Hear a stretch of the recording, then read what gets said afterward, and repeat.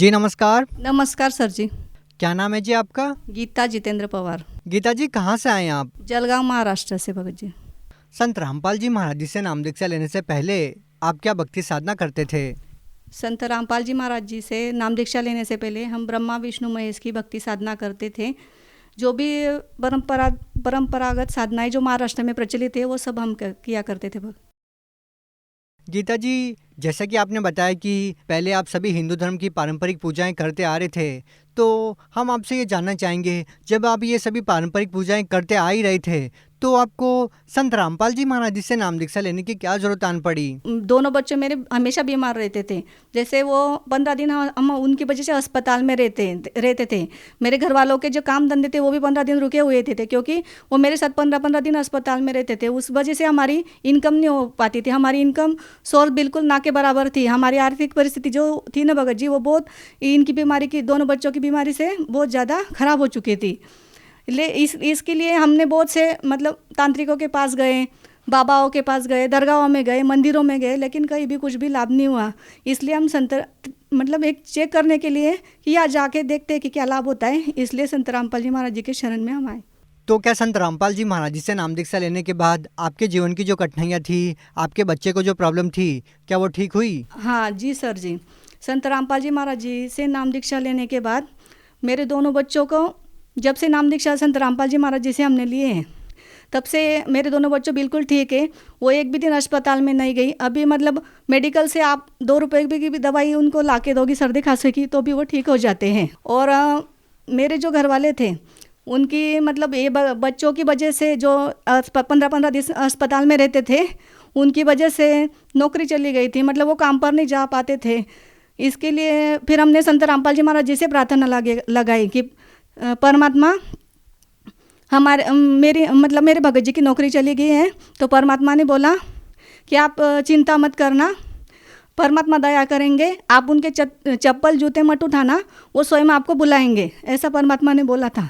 फिर हमने वो बात वहीं पे छोड़ दी जो परमात्मा ने बोला, संत रामपाल जी महाराज जी ने बोला, उस पर हमको पूरा विश्वास था, इसलिए हमने कुछ नहीं किया।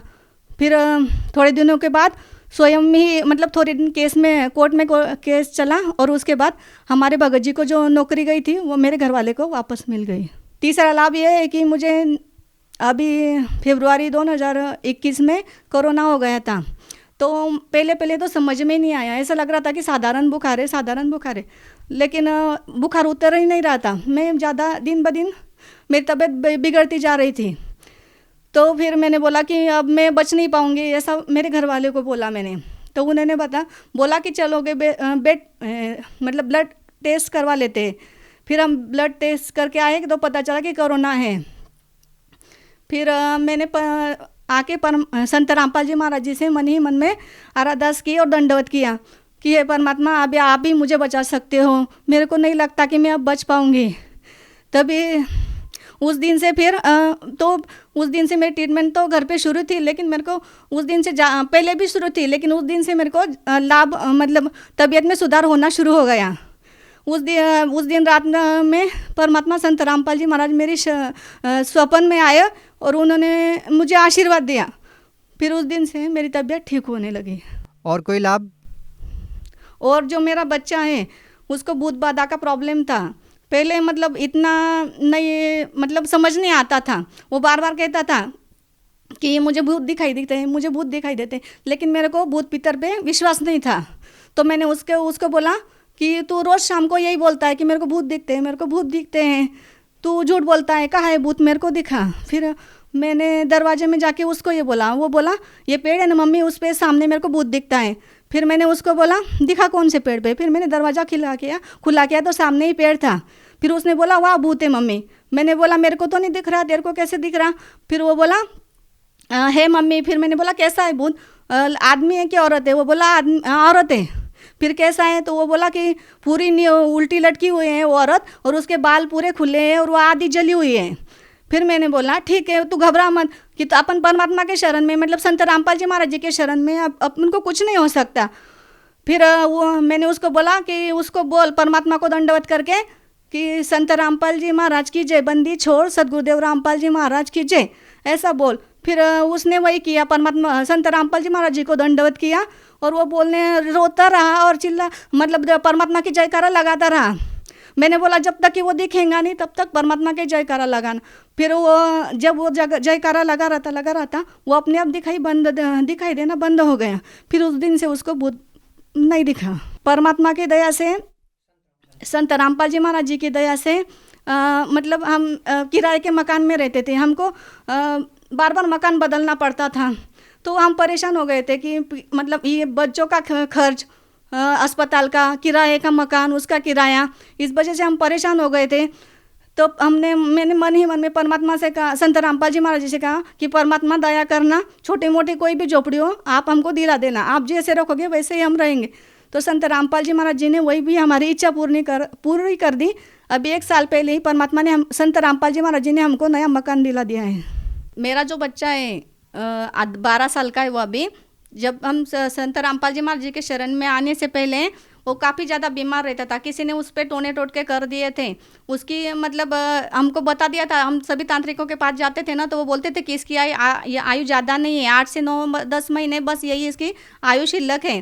फिर हम सोचते कि हमारा एक ही बच्चा है और हमको बहुत दिन के बाद मतलब बच्चे हुए थे। शादी को 4-5 साल हो गए थे तभी बच्चे हुए थे। इसलिए फिर हमने जो हमारे पास सभी जो पैसे थे वो दोनों बच्चों के लिए लगा दिए थे।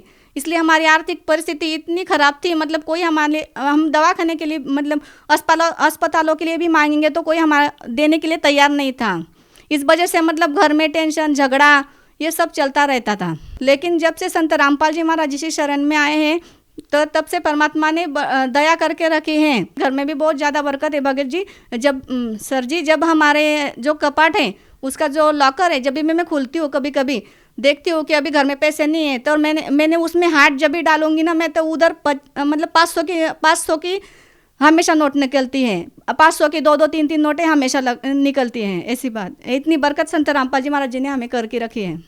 गीता जी, जैसा कि आपने बताया कि पहले जो साधनाएं आप करते आ रहे थे उन साधनाओं को करने से आपको कोई लाभ नहीं मिला और संत रामपाल जी महाराज जी से नाम दीक्षा लेते ही आपको लाभ मिलना शुरू हो गए, तो इसके पीछे आपको क्या कारण लगता है? पहले जो हम साधना करते थे वो सभी मनमुखी थे, मतलब मंदिरों में जाना, व्रत उपवास करना, उनसे हमको कोई लाभ नहीं होता था। जब से हम संत रामपाल जी महाराज जी ने हमें जो शास्त्रों में लिखित भक्ति दी है उससे हमें लाभ होने शुरू हो गए हैं। तो गीता जी, आप भगत समाज को क्या संदेश देना चाहते हैं? हम सब भगत समाज को संदेश तो नहीं दे सकते, लेकिन प्रार्थना कर सकते हैं कि मनुष्य जन्म बारंबार नहीं मिलता, इसलिए सभी संत रामपाल जी महाराज जी की शरण में आए और उनसे मंत्र जाप लेकर अपना कल्याण करवाएं। तो गीता जी, आप महाराष्ट्र के लोगों को अपनी मराठी भाषा में क्या संदेश देना चाहेंगे?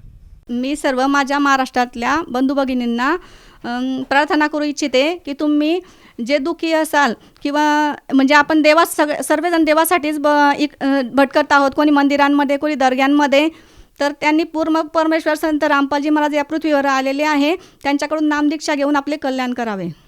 अगर कोई व्यक्ति संत रामपाल जी महाराज जी से नाम दीक्षा लेना चाहते हैं तो वो कैसे ले पाएंगे?